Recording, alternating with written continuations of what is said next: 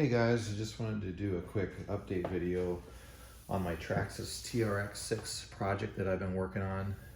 In the last video, talked about the 1-inch lift kit from the TRX4 and making that work on the TRX6 using a few extra parts, and also putting the Proline Super Swamper tires on here, aluminum beadlock wheels. And originally I wanted a Vetera Ascender body that I actually did purchase because I like the scale realism of it, and the molded front piece had a molded front grille, and I just liked how it looked. But turns out when I bought it, it's a little bit smaller than the one I have now and a little bit too short.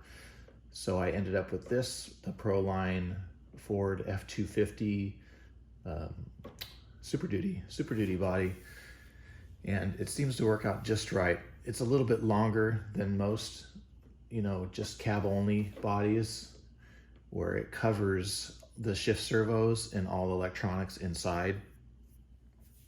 And I ended up using the, I'll show you here, the front body posts are your TRX6 or TRX4 body posts, but they're the long ones from the rear. I had to use those because the stock ones wouldn't go high enough, and they worked out fine. And I'll show you how this works here in a minute. But so I'll just pop it off now. So the index up on top, and you'll see here the body, the way I cut it, it actually indexes into the Nerf bars on both sides, which helps give it some rigidity. It's a little finicky to get on and off. And this aluminum bed I made, you'll see there's body posts right here. These are actually rear body posts.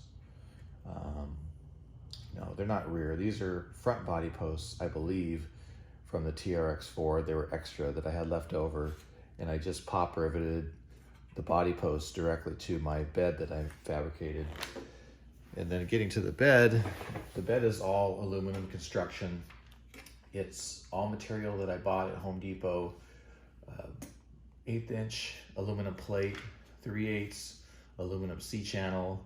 This I think is 1/2" aluminum C-channel, all just cut. This is just cut and bent. The headache rack is, this is just expanded metal. This is also Home Depot.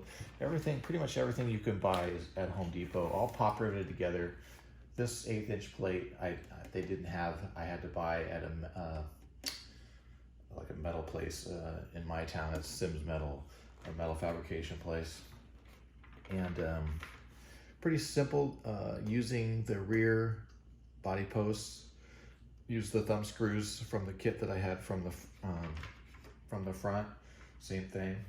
And in order to hold the middle part, I just had to use a long screw that went into one of the plastic pieces that extends in between the frame rails. But it holds it pretty solid.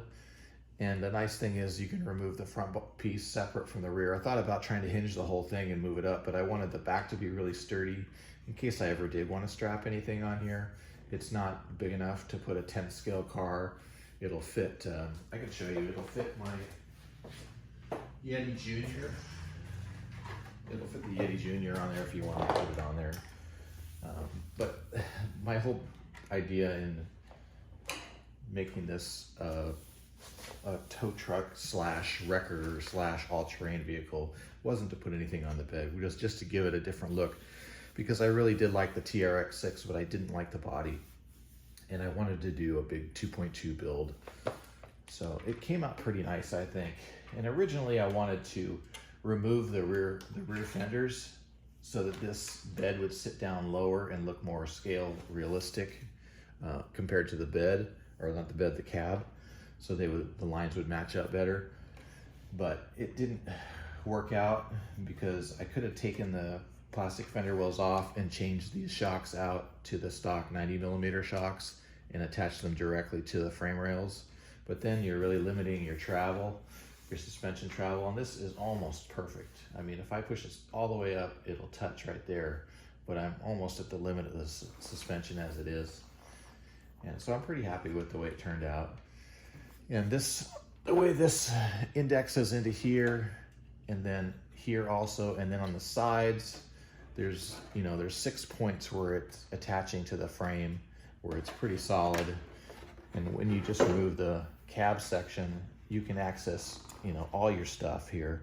You can see it's a little hacked up in here how I had to move my shifting servos back and angle them, because with the lift kit, there's not a cable that's long enough to reach the very rear axle for the lockers, and I did want to use them. So I ended up moving this whole section, which was right here, centered here, back, and then I had to turn it a little bit and use one of the attachment points. So it will actually, you can physically take it and move it, but it doesn't affect the performance of these servos because they're attached to a plastic piece that holds them all together.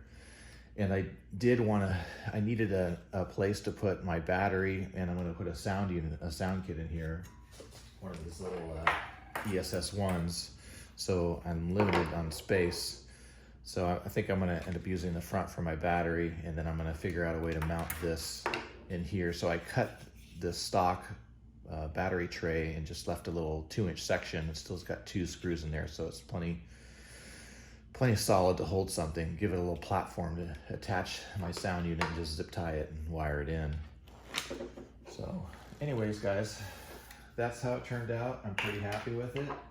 So if you're looking for a different body option or something you can do with the TRX-6, I'm not going to put this on camera because it's a little finicky and hard to put on, but there's definitely things you can do to give this vehicle a different look and kind of make it your own.